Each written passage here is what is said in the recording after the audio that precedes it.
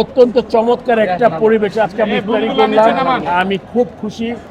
এত ক্রীড়াবিদ, জার্নালিস্ট, আমাদের কর্মকর্তা, football, cricket, hockey, Olympic association, এমন কোনো লোক নাই যে আজকে আসে নাই। এই জিনিসটা আমার এত ভালো লাগছে। আমার মনে এটা অন্যতম বৃহৎ। আমার রিসেন্ট পাস্টে এত বড় একটা দেখিনি আমি। আসলে আমি খুবই খুশি। এবার আপনি বলেন কি কোশ্চেন করতে চাইছিলেন?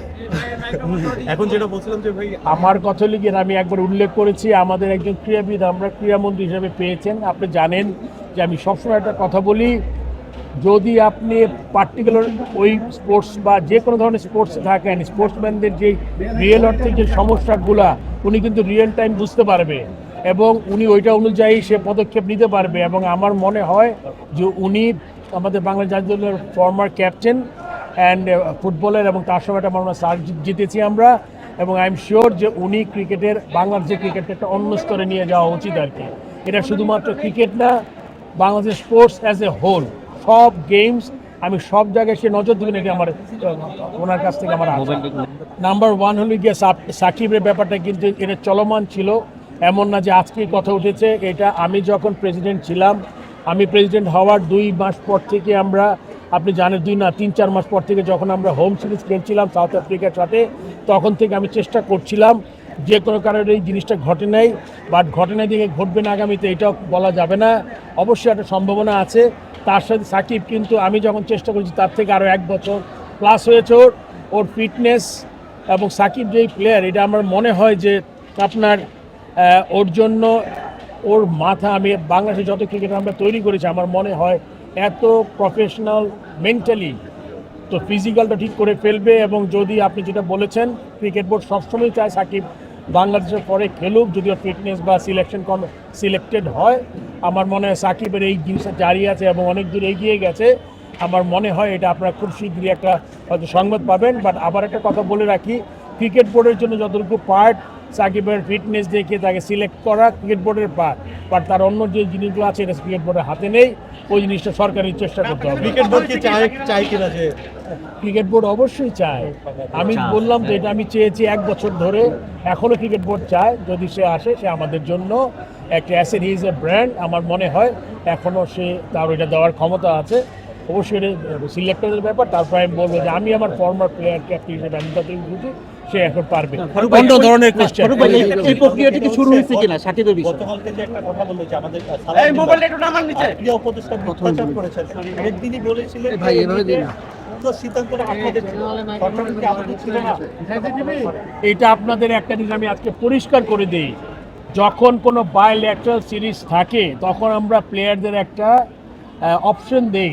মনে করেন একটা কোনো দেশে যুদ্ধ লেগেছে বা যুদ্ধ লাগবে, এরকম সিচুয়েশন প্লেয়ারদের উপর আমরা ছেড়ে দেই যে তোমরা কি কমফোর্টেবল নাকি, কেন খেলতে হবে তো কমফোর্টেবল থেকে। বাট আপনি যখন একটা ইন্টারন্যাশনাল আইসিসি ইভেন্টে যাবেন তখন কিন্তু এক্ষেত্রে দায়িত্বটা পুরোপুরি ক্রিকেট বোর্ড এবং সরকারের প্রথম, কেননা প্রত্যেকটা সিটিজেনের সিকিউরিটি ব্যাপারটা এনশিওর করার দায়িত্ব হলে গিয়ে মেইনলি দেশের, এবং ক্রিকেট বোর্ডও আছে। আপনি একটা জিনিস খেয়াল করবেন, আমাদের দেশে যে মেয়েদের ওয়ার্ল্ড কাপ হওয়ার কথা ছিল T20, যেটা আমরা শিফট করেছিলাম আপনার দুবাইতে, ওখানে কিন্তু 4টা দেশে ট্রাভেল ব্যান ছিল বাংলাদেশে।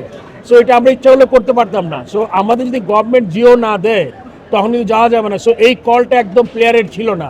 আমরা সবাই দুঃখিত প্লেয়ারদের মতো যে আমরা ওয়ার্ল্ড কাপে খেলতে পারিনি, বাট এটা সিকিউরিটি কনসার্ন ছিল এবং আইসিসি এমন কিছু করেনি যেটার জন্য আমরা বুঝতে পেরেছি আমাদের সিকিউরিটি পুরোপুরি ইনশিওর করা হবে।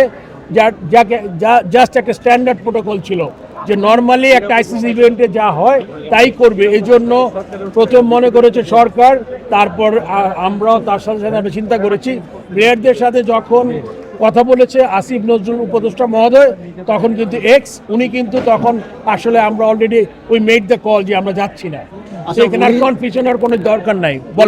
উনি যেটা দায়িত্বটা বিসিবির উপরে ছেড়েছিলেন, এটা আসলে কতটুকু? আপনি জানেন দায়িত্বটা বিসিবির উপরে, এটা আসলে না। আপনি যদি প্রথম প্রেস কনফারেন্সটা দেখেন, আপনারা যদি মনে করতে পারেন যে প্রথম যে প্রেস কনফারেন্সে আপনার মুস্তাফিজের জন্য যে ঘটনাটা ঘটেছিল এবং তারপর ওর প্রেক্ষিতে যেসব থ্রেট এসেছিল, গভর্নমেন্ট প্রথমেই কিন্তু প্রেস কনফারেন্সে গভর্নমেন্ট থেকে তাদের স্ট্যান্সটা বুঝিয়ে দিয়েছে, তারপরে ক্রিকেট বোর্ড শুধু ফলো করেছে। এমবার্গো দিতে আমি আপনাকে একটা করে বলি। প্রথম কথা হলে গিয়ে আমাদের মাননীয় প্রতিমন্ত্রী যুব ক্রীড়া মন্ত্রণালয়, উনি একজন ফর্মার ক্যাপ্টেন, আমি বলেছি আগে, উনি আই এম শিওর উনি অত্যন্ত বিচক্ষণ মানুষ। উনি কিন্তু চিন্তা করবে যে একটা জিনিস যখন করবে কোনো সবচেয়ে ভালো হয়। উনি যখন ক্রীড়ামন্ত্রী ছিলেন না তখন তার স্টেটমেন্ট আর এখনকার স্টেটমেন্টের মধ্যে আমার মনে একটা ফারাক থাকবে, এটা আমি মনে করি। পজিশনে থেকে আপনি এক জিনিস যেটা চিন্তা করেন তখন আপনার অনেক দিক চিন্তা করতে হয়। আই এম শিওর উনি অনেক জিনিস চিন্তা করবে।